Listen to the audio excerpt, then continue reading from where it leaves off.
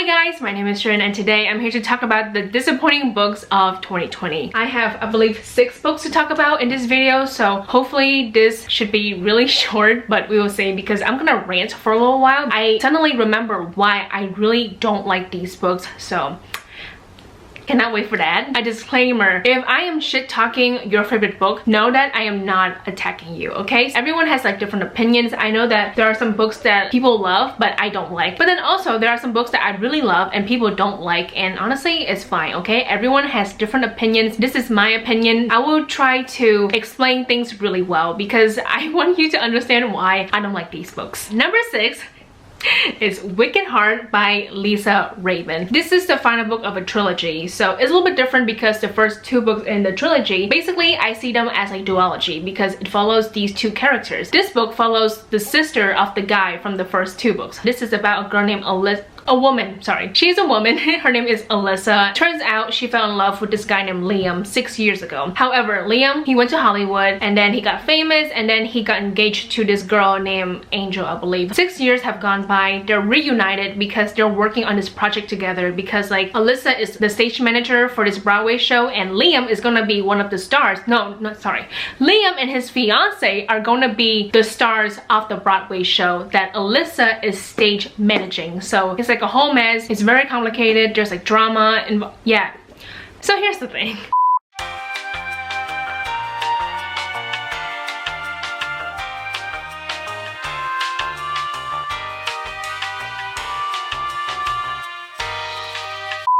Like this book because Liam, he's kind of annoying. I don't like the fact that this man is like engaged. So here's the thing, there's no cheating. My mind is all over the place, but just so you know, there's no cheating. This whole engagement thing is fake, okay? It's not real. It's a publicity stunt because people love Liam and Angel together, but it's not real at all. So of course it's complicated because Liam is supposedly engaged, but he's kind of fucking around with Alyssa because he is still in love with Alyssa and Alyssa is still in love with Liam. However, she believes that Liam is really engaged to his fiance. It's like a whole damn mess. Besides that, I just don't care about the characters. Not really. The sex scenes are good, I guess, but I think the biggest issue that I have with this book is the description of certain things. So somewhere in this book, Ebola virus is mentioned on page 201. I just found it, which is funny, but anyway. If a light bulb factory and the Ebola virus made it and gave birth to a bar, it would look like this place. I cannot believe this because when I read this, I was so mad. The author is trying to describe this bar that the main character is going to. What does the Ebola virus has to do with anything? In my mind, I'm just like, you can literally describe a bar easily, so I don't understand why you need to mention the Ebola virus.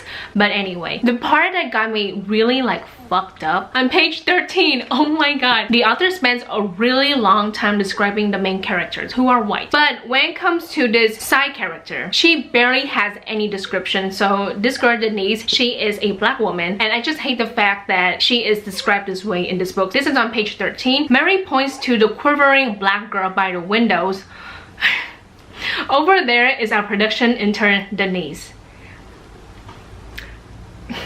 I hate it here. This woman, Denise, she is described as a quivering black girl by the window. What is this bullshit? The ending is messy. Actually, I don't remember what happened, but I remember being like, this is really shady and really gross and disgusting. So yeah, I don't like this book. I think I gave this like a 2.5 out of 5 stars. I don't think you should read this book. It's not worth it. I think the first 2 books are good, if I remember correctly. I read them like back in 2016, so I don't remember like my feelings, I guess. But I think the first 2 books are definitely better than this book because like this is not good. Coming at number 5, we have House of Salt and Sorrows by Erin A. Craig. I hate the fact that I didn't like this book, okay? I'm very disappointed when it comes to this book because I feel like with this book alone, people love it or like they don't love it, okay? So personally, I don't like it. It was kind of confusing. Wait, real quick, let me tell you what this is about. Oh my god. This book has been pitched as like Barbie and the 12 Dancing Princesses. I love that movie, okay? That movie slaps. I love Barbie movies, especially I love the 12 Dancing Princesses. It's such a good movie. So of course when I heard that this book is very similar to the movie, I was like, oh my god, that's amazing. So this book is much darker than like the movie because it's like a Barbie movie. Obviously it's not dark, but when it comes to this book, it's definitely dark. The main character, Annalise, she has 11 sisters. However, 4 of her older sisters have been killed. There's mystery going on with this family because in a way they're like cursed. Throughout this entire book, a lot of the sisters are dead. They're killed and it's really scary scary, and that's all I can say because I don't remember anything that happened in this book. I will say the one thing that I really appreciate when it comes to this book is like the atmosphere, because it's so dark and scary. I like the love interest as well, but when it comes to like my complaints, I guess, I remember being so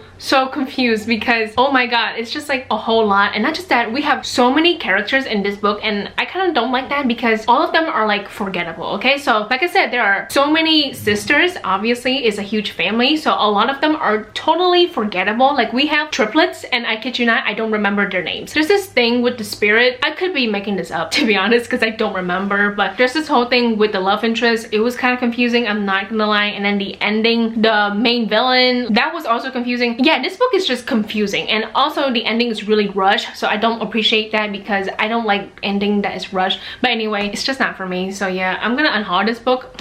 So there's that. Coming at number 4, we have In the Key of Nerogani by Natasha Dean. This book is about our main character named Nira, who has issues within her family because basically she wants to be a musician. She wants to play this instrument that I don't remember, but basically it's like jazz. Her parents are not a big fan of that because her parents really want her to be like a doctor, a scientist. Basically her parents really want her to pursue a career that's like professional, but the main character is like, no, I want to, you know, play the trumpet.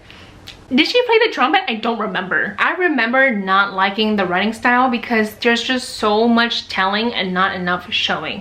Hi, so I'm editing the video right now, and I totally forgot to mention that I also have issues with the romance between the main character and the guy Noah. It was just really underwhelming because I feel like there was no development for the two main characters. It's just weird, okay, because like they talk to each other like one time, and then there's this drama with the main character's cousin with the guy in this whole thing, and then they get together, but I'm like, why is this happening? So I'm not a big fan of the romance. I think that's basically it. That's all I have to say.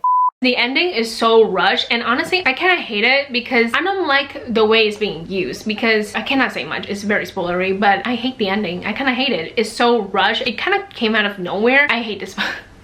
I don't hate this book. I don't hate this book. It's just very disappointing because I feel like there are a lot of things that could have been done better. But yeah, that's about it when it comes to this book. Coming at number 3, we have I Believe in a Thing Called Love by Maureen Gu. This book is about this girl named Desi and how she is really not good at relationships. There's this new guy at her school. She really likes him. She comes up with a plan to win him over, basically. So she watches K-drama and then she writes things down, and basically the shit that she does makes me so mad. The main critique when it comes to this book is actually the main character, Desi. What I really appreciate about past Trinh is that she actually wrote everything that is wrong with this book. They're all about the main character. I literally put bullet points, so let's go over everything. Bullet point number 1, she belittles female artists, yet she's pretending to be one for a boy. Love interest Luca, he's an artist, and the main character, I believe she's not an artist. She joins an art club to get close to him, and then when she meets other female artists who have relations to the love interest Luca, she's like very jealous of them. But not just that, she belittles them, and I'm sitting here like, you're shitting on them because they like the guy that you like? Is that it? Is this some kind of girl on girl hate that like I'm not...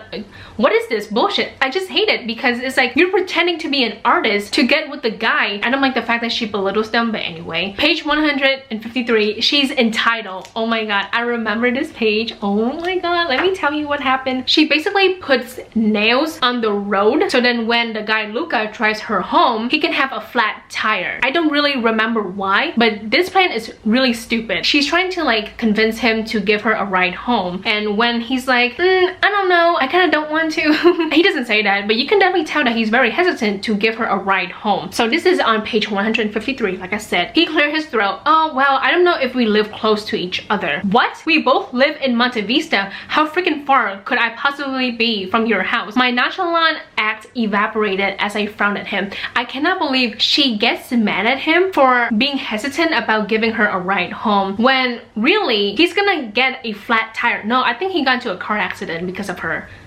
Oh my gosh, she's so fucking dumb. But anyway, number 3, she exploits her mom's death to get closer to the guy. That is 100% true. She's talking to him. She brings up the fact that her mom has died. And in the book, she even admits to exploiting her mom's death to get sympathy points from the guy. I cannot make this shit up. It's literally in the book. Number 4, she manipulates Luca a lot. At the end of this book, she pretends to drown so he can rescue her. Let me say this again. At the end of this book, there's a pool. She jumps into it, or like she falls in. I don't know. But she she pretends to drown so the guy that she's like in love with can rescue her, but it kind of backfired because he got into the pool and then he started drowning for real because he does not know how to swim, and she has to rescue him. And then she kind of yells at him, I think she did, I don't know, but she kind of belittles him, being like, you don't know how to swim? We're in California, what the hell? I hate her. And then I said the only character I like is the dad, which is 100% true. I just want her to like think about her actions. I cannot believe this main character is like this. I cannot believe it. Okay, so at the end of this book I was like, I hate everything.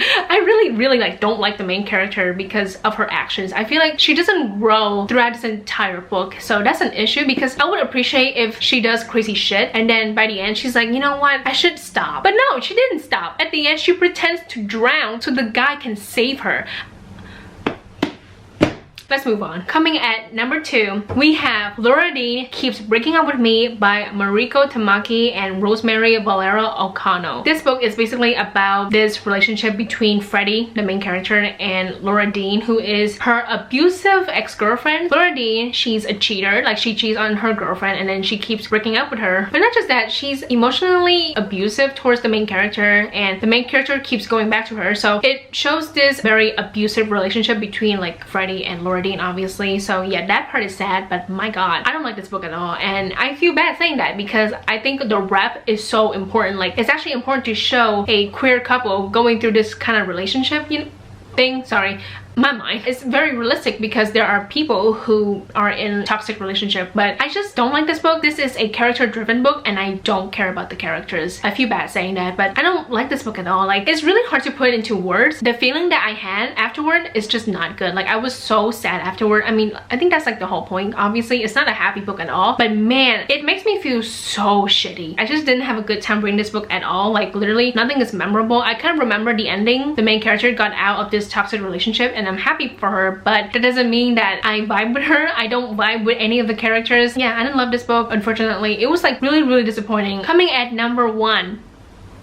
this is the worst book that I've read in 2020. After by Anna Todd. After I finished this book, I just knew that this was gonna be like number 1 on this list because my god, I hate this book. This is a book where I feel very comfortable saying I hate this book because I hate it. If you don't know, this is a new adult romance novel between Tessa, is that her name? Tessa and Hardin. That's all you need to know, okay? It's a romance novel about these two characters who are literally so shitty in their own special ways. I know that you're asking, Trin, why did you read this book? I read this book because I want to make a reading vlog where I read a book that I know I will not like. The plan backfired because I hate this book. When I chose this book, I was just like, it can't be that bad. When I finished it, I was like, oh, it's that bad. So yeah, I give this book a 1 out of 5 stars. I have a video of me reading this book and just complaining about this book because it was so bad. Like, I hate everything. I hate the main characters and I hate the fact that nothing happened in this book. It's just dumb, making up, breaking up, making up. I hate the fact that the main character, Tessa, is a cheater to her good boyfriend. I forgot his name. Noah, probably. I hate the fact that she cheats on him multiple times in this book. And then also Hardin. I hate the fact that he's manipulative, but not just that, very controlling. These two main characters are literally the worst. And then of course, the part where I was kind of interested in this book was the ending, okay? So like at the end, something interesting finally happened and then the book ends. So I was kind of mad about that because it's like, dude, this book is 600 pages of literally nothing. I hate this book. I hate this book and it's so long and oh my god, I hate this book. So those are all of like the disappointing books that I read in 2020. And also I want to ask you, what is a disappointing book that you read in 2020? I would love to know because it's always interesting to hear what people's answers are because everyone, like I said, has different opinions. So what is the most disappointing book of 2020 for you? That's basically it for today's video. I hope you guys enjoy it. Thank you so much for watching. Please like and subscribe for more videos and I will see you guys later. Goodbye.